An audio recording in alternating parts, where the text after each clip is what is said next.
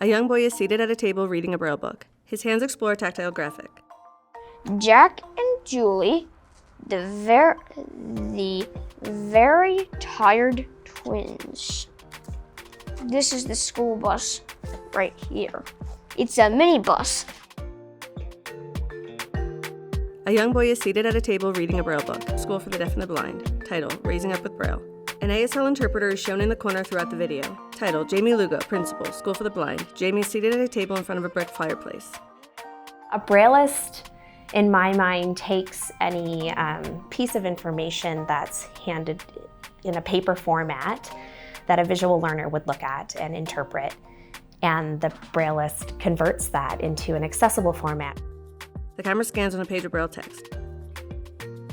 That could be converting text from visual text to Braille, or taking a chart or graph to a visual chart or graph and then converting it into like a tactual format. Title, Tina Boddicker, Brailleist. Tina is seated in front of a row of bookcases. A lot of times when people bring me a project, they don't know how to put it in a form for visually impaired students. So my job is to be able to look at their materials and ask them questions about what is the purpose of their material, what are they going to do with it.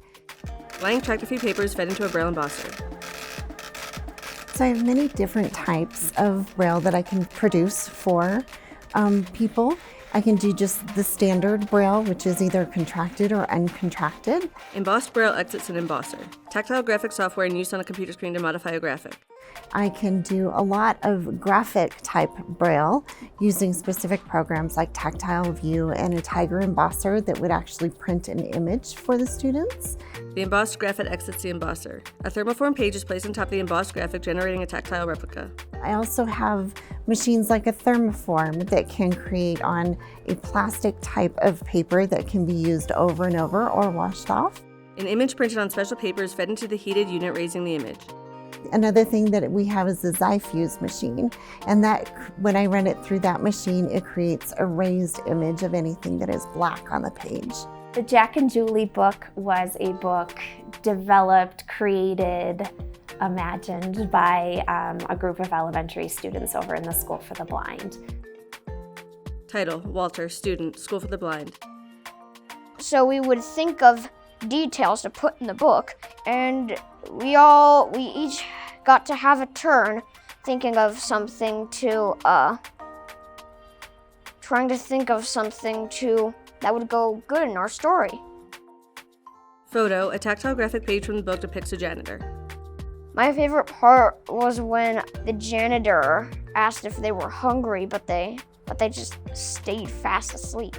The teacher handed it to me and said that the kids really wanted this to be in a book format. So I took the book and found images that related to the story and then created images throughout the book and put it into a book format, both in large print and in a tactual form in Braille.